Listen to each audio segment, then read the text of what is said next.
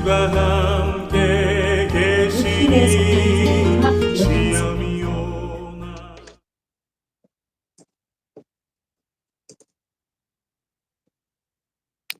성경 66권 중에서 죄의 기록이 없는 부분은 성경의 시작이 창세기 1장과 2장, 그리고 끝에 있는 요한계시록 21장과 22장입니다. 창세기 1장에서는 하나님께서 태초에 천지를 창조하시고 인간을 만드셨습니다. 하나님이 만드신 처음 땅에는 죄가 없습니다. 그리고 2장에서 하나님께서 사람을 그 만드신 에덴 동산으로 이끄시고 그 모든 것을 다스리게 하셨습니다. 그런데 창세기 3장에서부터 이제 뱀이 하와를 미혹함으로 아담과 하와는 명령을 어기게 되고 죄를 짓게 됩니다. 그리고 이때부터 인류의 역사는 범죄와의 전쟁이 되어버리는 것입니다. 그러나 성경의 마지막 부분인 계시록 21장과 22장에서 우리가 바라보아야 할 곳이 있습니다. 바로 새하늘과 새 땅입니다. 그날에 우리 주님께서 사단을 멸하시고 우리는 빼앗겼던 생명나무 앞으로 나아가게 됩니다. 새 예루살렘 성에 들어가게 됩니다. 할렐루야. 우리는 죄악된 이 세상에서 매일매일 영적 전쟁을 치르면서 살아갑니다. 그리고 마지막에는 이 땅이 아닌 새로운 세상, 사탄이 멸망받고 주님의 완전한 통치가 있는 천국으로 가게 되는 것입니다. 이것이 우리 각자가 걸어가야 할 신앙의 여정이며 마땅한 길입니다. 오늘 저는 육신에 속한 자와 영에 속한 자에 대해서 말씀을 전하려고 합니다. 말씀을 통해서 내가 성령의 지배를 받고 있는 사람인가, 아니면 육을 정복하지 못하고 오히려 육의 지배를 받고 있는 신자인가를 분별해보는 시간을 가졌으면 합니다. 그러면 우리가 육신에 속하지 않고 영에 속한 자로 사는 것이 중요합니다. 그것은 육신에 속한 자는 하나님의 나라를 유업으로 받지 못하기 때문입니다. 갈라디아서 5장 19절에서 21절에 보면 육체의 일에 대해서 말씀하고 있습니다. 육체의 일은 분명하니 곧 음행과 더러운 것과 보색과 투기와 술 취함과 방탕함과 또 그와 같은 것들이라. 전에 너희에게 경배한 것 같이 경배하니 이런 일을 하는 자들은 하나님의 나라를 유업으로 받지 못할 것이요. 오늘 본문 8장 6절에 보면 육신의 생각은 사망이요 영의 생각은 생명과 평안이다 라고 말씀하고 있습니다. 이 구절에서 우리의 생각이 이 사망과 이 생명을 결정하는 그래서 우리의 생각이 굉장히 중요하다는 것입니다. 우리는 하루에도 수만 수천의 생각을 하고 또 그 생각에 의해서 어떤 일을 결정합니다. 그런데 그 생각 때문에 내가 죽을 수도 있고 살 수도 있다는 말씀입니다. 뱀이 하와를 미혹할 때 하와는 생각을 합니다. 뱀의 말을 따를 것인가? 하나님의 명령을 따를 것인가? 그런데 하와가 뱀의 말을 듣고 그 나무를 보니까 너무 보기에 좋아 보입니다. 그리고 이것을 먹으면 내가 지혜롭게 되겠구나. 내가 하나님과 같이 되겠구나 하는 생각이 들어가 버린 것입니다. 어떤 과일 하나를 먹으면 사람이 하나님이 된다는 생각. 이것이 마귀가 준 생각입니다. 얼토당토 않는 이 생각을 하와는 그대로 받아들였습니다. 그래서 바로 실행에 옮겼습니다. 사단이 쳐놓은 덫에 걸려든 것입니다. 여기서 사단이 하와에게 선악과를 억지로 먹인 것이 아닙니다. 하와는 자신이 생각하고 결정하고 그 열매를 먹었습니다. 우리도 매 순간 사단이 주는 생각과 하나님이 주는 생각 사이에서 선택을 합니다. 그리고 그 결과에 대한 책임도 내가 감당해야 합니다. 7절에 보면 육신의 생각은 하나님과 원수가 된다라고 말씀합니다. 마귀가 바로 유다에게 예수님을 팔려는 생각을 넣어줬습니다. 유다는 예수님을 언삼시대 팔아버립니다. 그래서 생각이 무서운 것입니다. 우리는 나에게 떠오르는 생각이 마귀에게서 왔는지 하나님에게로부터 왔는지 분별해야 할 필요가 있는 것입니다. 많은 경우에 우리는 생각의 관리를 잘 하지 못해요. 반드시 어떤 생각이 떠오를 때 주님께 물어보시기 바랍니다. 10년 전쯤에 오랜만에 옛날 친구에게서 전화가 왔어요. 저와 고등학교 때 단짝인 친구였습니다. 한 30년 만에 연락을 해온 것입니다. 저를 보고 싶다고 만나자고 했습니다. 그래서 만났습니다. 그런데 그 친구는 그 옛날의 순수한 모습은 사라지고 화려한 그리고 멋진 중년 부인이 되어 있었습니다. 친구는 혼자 오지 않고 몇 명의 사람들을 이동하고 제 앞에 나타났습니다. 그리고 그 사람들과 함께 저를 앉혀놓고 자신의 사업에 대해서 설명하기 시작했습니다. 그것은 다단계의 일종인데 자신은 아주 높은 단계에 있으며 저에게도 그것을 같이 하기를 원했습니다. 저는 그 친구의 얼굴을 보아서 그냥 몇 가지 물건을 따라 주었습니다. 그 후로도 그 친구는 계속해서 저를 그의 사업에 끌어들이려고 했습니다. 그 친구로 인해서 또 다른 친구는 사업을 하다가 잘못되어서 이혼을 하는 지경에까지 이르렀다는 걸 들었습니다. 저는 이 일을 계기로 사람을 만날 때 주님, 이 사람을 만날까요? 만나지 말까요? 라고 묻는 습관이 생겼습니다. 여러분, 무엇이든지 주님께 묻는 습관을 가지시기 바랍니다. 어떤 생각이든지 주님께 물어보시기 바랍니다. 만약에 하와가 뱀이 찾아왔을 때 하나님, 내가 이 뱀과 이야기하는 것이 맞을까요? 피하는 것이 맞을까요? 라고 물어보았다면 그 결과는 어떻게 되었을까요? 따라해 보시겠습니다. 주님, 이 사람을 만날까요? 만나지 말까요? 이 사람을 만날까요? 주님, 만날 자는 만나게 하시고 피할 자는 피하게 하여 주시옵소서. 아멘. 얼마나 만남 가운데서 우리가 고통을 당하는지 모릅니다. 이 만남의 결정권을 주님께 내어드리시기 바랍니다. 나의 모든 생각을 사로잡아 그리스도 예수 앞에 복종시키시기를 바랍니다. 그런 것까지도 기도해라고 말할 수 있는 것까지 하나님께 물어보는 사람이 바로 영에 속한 사람입니다. 주님, 오늘 쇼핑을 갈까요? 말까요? 우산을 가져갈까요? 말까요? 미장원에 갈까요? 말까요? 참으로 사소한 것입니다. 그러나 이 모든 것을 물어보고 또 물어보고 또 물어볼 때 이것이 바로 쉬지 않고 기도하는 비결이 되는 것입니다. 이렇게 할 때 우리는 성령님과 동행할 수 있습니다. 느헤미야는 페르시아의 아닥사스다 왕의 술을 맡은 관원이었습니다. 굉장히 고위직에 있는 사람입니다. 그는 어떤 생각이 떠오를 때에 반드시 잠깐 묵도하고 대답하는 사람이었습니다. 주님은 우리의 모든 대화를 말없이 듣고 계시는 분임을 잊지 마시기 바랍니다.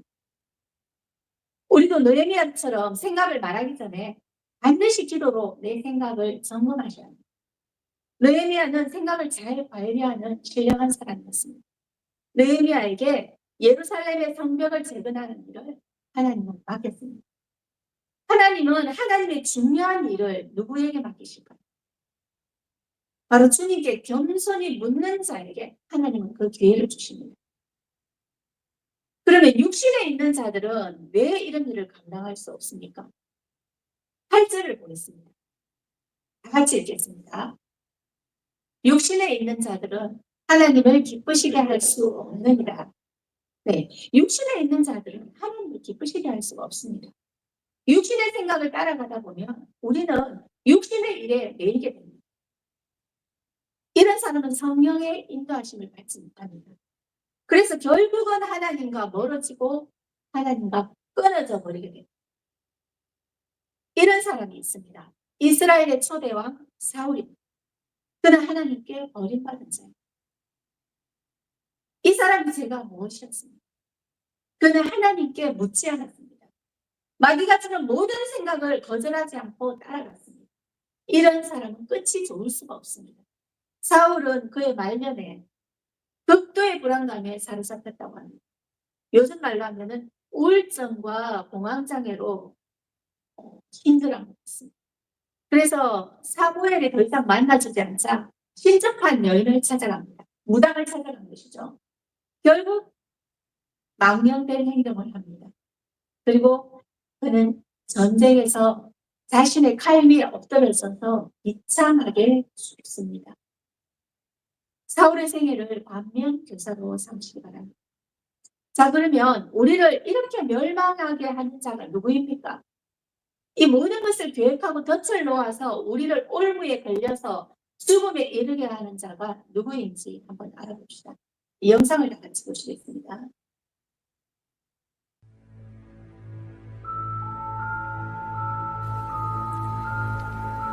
신의 하늘 아기들아, 우리는 지난 수천 년 동안 하루도 쉬지 않고 하나님과 커다란 전쟁을 치러왔다. 우리는 아담과 하와를 유혹하는 데 성공하였고 가인을 통하여 아벨을 죽이는 데도 성공하였다. 유대인들의 신앙을 바짝 메마른 율법주의로 전락시켜버림으로써 하나님의 사랑과 말씀을 가려는 데 성공하였고 예수를 십자가에 못 박아 죽였다. 12제자들로 인하여 복음의 능력이 나타나자 잠시 우리가 수세에 몰리는 듯 했지만 거기에 굴하지 않고 그리스도인들을 박해하였다. 그러나 원년극장에서 한 사람을 죽였을 때 10사람이 그리스도인이 되는 것을 보면서 우리는 급히 전략을 수정하였다. 박해 대신 자유와 풍요였다. 그 작전은 대성공이었다. 교회가 재물과 탐욕에 빠져있는 동안 가짜 복음과 거짓 교리들을 넣어서 진리를 제거하는 데 크게 성공하였다. 돌이켜보건대 중세는 참으로 우리 마귀들의 전성기였다. 1000년의 긴 종교 암흑 시대가 끝나가는 듯 터진 루터의 개혁 운동으로 최고의 위기가 왔었다. 그러나 우리는 교단과 교리주의에 빠지도록 유도하여 그 위기를 극복하였다. 이제 우리는 마지막 시대에 돌입하였다. 이제부터 시작되는 전쟁이야말로 우리 모두의 운명이 결정될 것이다. 어떻게 하면 이 전쟁에 승리할 것인가? 우리는 더 이상 사람들이 교회로 물려드는 것을 막을 필요가 없다. 이미 세속적 정신과 비진리로 인하여 복음의 능력을 잃어버렸기 때문이다. 또한 그들의 기도도 막을 필요가 없다. 왜냐하면 그들의 기도는 세속에 깊이 몰입되어 있기 때문이다. 목사들의 설교도 막을 필요가 없다. 온갖 재미있는 이야기와 정치와 사회 문제로 채워져 있어 복음을 정확하게 강론하지 못하고 있기 때문이다. 오류와 무지로 혼탁해진 설교는 하나님께 이끌지 못할 것이다. 내가 이 마지막 시대에 너희들에게 명령하고 싶은 것은 매우 간단하다. 자신이 구원받았다고 스스로 믿도록 해놓고 그들의 시간을 사소한 일로 바쁘게 만들면 된다. 돈과 명예를 쫓는 일에 집중하게 하고 지출을 늘리도록 하라. 그러면 그들의 마음과 삶은 불신자와 별다른 차이가 보이지 않을 것이다. 행복은 물질의 풍요에서 온다고 믿게 하고 아내들의 사치심을 부추겨서 남편들로 하루에 적어도 10시간 이상 일하도록 만들고 일주일 7일을 일해도 시간이 부족하다고 느끼도록 하여라. 가족의 행복과 안락한 노후를 위해서 오직 돈을 많이 벌어야 한다는 생각을 집어넣어라. 필요하다면 한 사람이 2가지 이상의 직업을 갖도록 유도하고 가정을 지켜야 하나 안 해도 적당한 이유를 만들어서 직업 전전으로 내몰아라. 그러면 아내들이 밖에 나가 일한 후에 파김치가 되어 저녁에 가정으로 돌아와 남편과 아이들을 위해 정성 어린 식사와 환한 미소를 제공할 여력이 없게 될 것이다. 입에서는 짜증과 신경질과 투정이 새어나오게 될 것이며 만사가 귀찮게 느껴지게 될 것이다. 그 결과 조그만 일로도 다툼과 갈등의 먹구름에 들게 되고 결국에는 이혼이라는 파국에 이르게 될 것이다. 그리고 피곤해 일과를 마치고 기뻐하고 자극적인 텔레비전 프로그램과 뉴스와 드라마를 보도록 하여 그들의 영혼이 성령의 음성을 들을 만한 여유를 도무지 가질 수 없도록 몰아가 모든 가정과 거리와 직장마다 사람의 정욕과 탐욕을 자극하는 영상과 음악을 무차별하게 퍼부어라. 어디를 가든지 신문과 잡지와 라디오와 텔레비전과 인터넷 앞에 앉아서 지금을 보내도록 만들어라. 광고와 연예 뉴스 그리고 영화를 통하여 불결하고 음란한 생각과 말들이 늘 마음속에 머물도록 만들어라. 그리하여 청년들의 신앙과 도덕과 윤리를 무너뜨려 결혼에 대한 가치관을 토크쇼에 나오는 사회적 출연자들을 통하여 이 사회의 가치관과 풍조를 부도덕과 불법으로 망가뜨려라. 그리하면 동성연애와 불륜과 이혼을 타당하게 생각하는 것이 지성인이라고 생각할 것이다. 다음으로 일주일 내내 바쁘게 만드는 것이 가장 중요한 우리의 전략이다. 헛된 것에 소모하는 시간이 많을수록 하나님과 함께 할 수 있는 시간은 그만큼 줄어들게 될 것이다. 그리고 컴퓨터의 노예가 되게 하라. 초고속 통신망을 연결시켜 날마다 흥미로운 광고와 온난한 이메일을 무수히보내고 각종 정보와 스팸메일을 퍼부어 정신을 혼미하게 만들어라. 또한 모든 사람들이 휴대폰을 갖고 다니는 풍조를 유행시켜서 마음과 정신이 고요한 가운데 하나님의 은혜를 구할 여유를 전혀 주지 마라.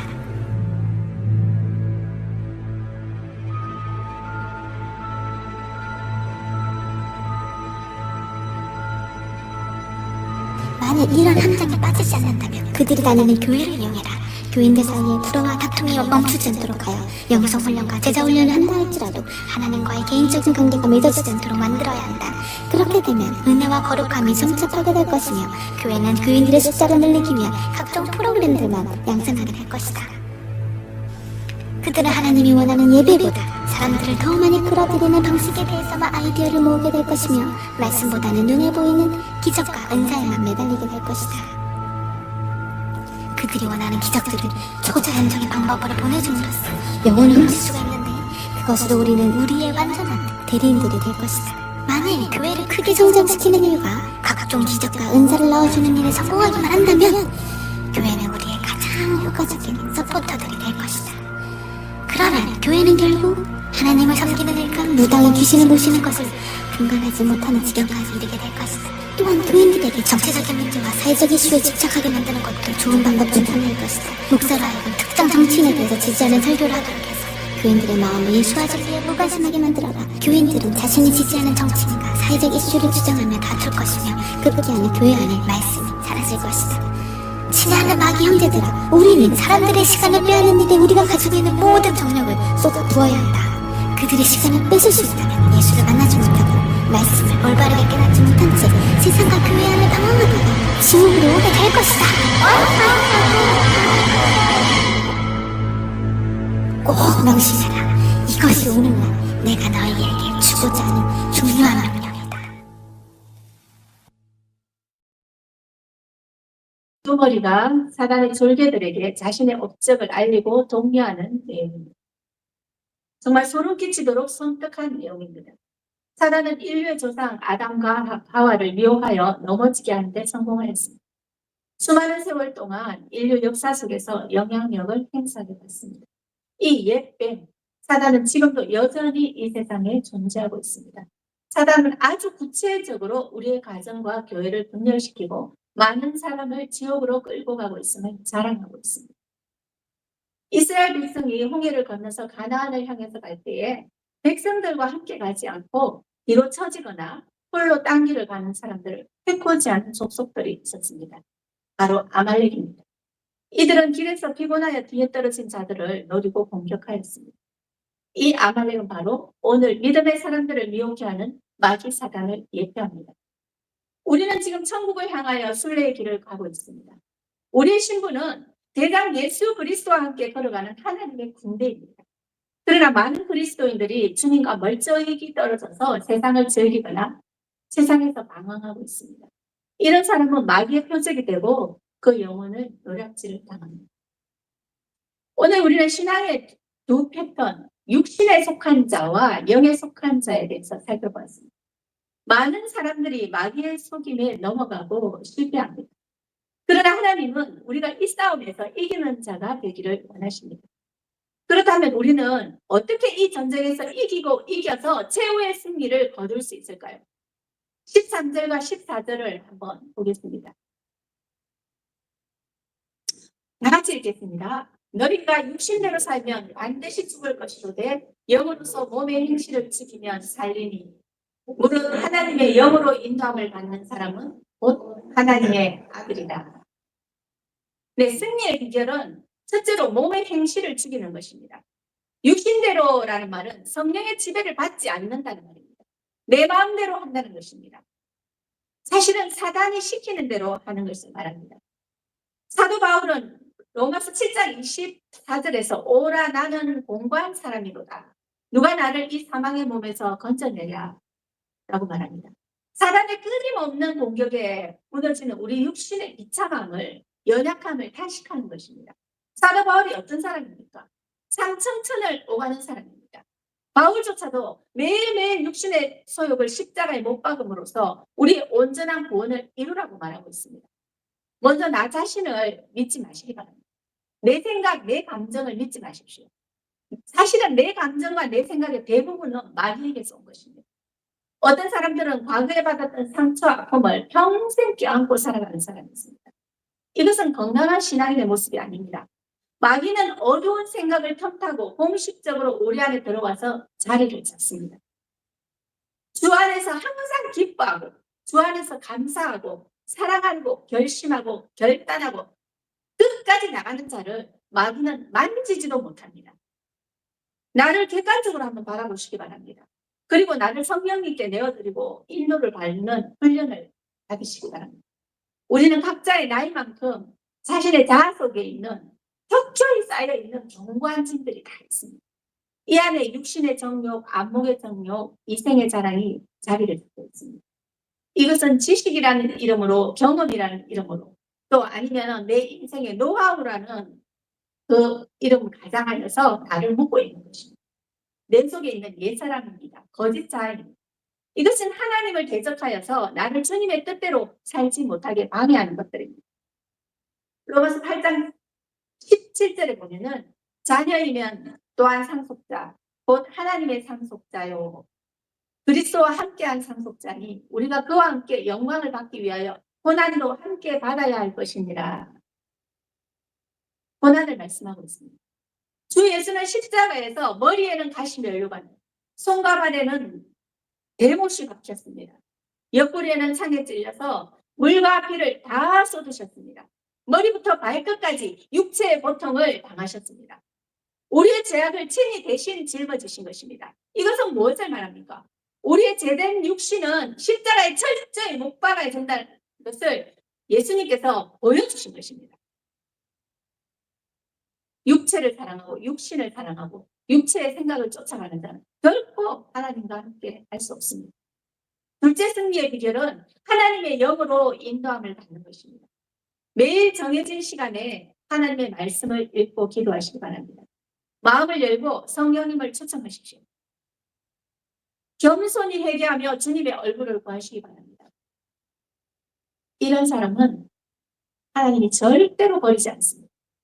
하나님의 말씀은 살아있습니다. 우리의 영과魂과 관절과 골수를 찔러 쪼개고 수술하여서 새 사람으로 만들어주십니다. 성령님의 인도를 받으며 승리하는 소리엘의 모든 성도님들 되시기를 축복합니다. 기도하겠습니다. 주님 감사합니다. 흙과 같고 먼지와 같은 우리를 사랑해 주시고 때마다 일마다 친히 간섭하시고 신실하게 채우신 하나님 감사합니다. 오늘 하루 이 시간까지 하나님의 은혜가 우리를 사늘로 덮어서 보호해 주시지 않았다면 이 자리에 이 시간에 있을 영혼이 한 사람도 없음을 고백합니다. 오늘의 말씀을 기억하고 하루하루 영으로서 몸의 행실을 지키고 주님 앞에 깨어지기를 소원합니다. 마귀는 우는 사자와 같이 우리 영혼을 도둑질하려고 지금도 어르렁대고 있습니다. 이 자리에 머리 숙이는 모든 성도들 성령 충만의 은혜를 주시옵소서.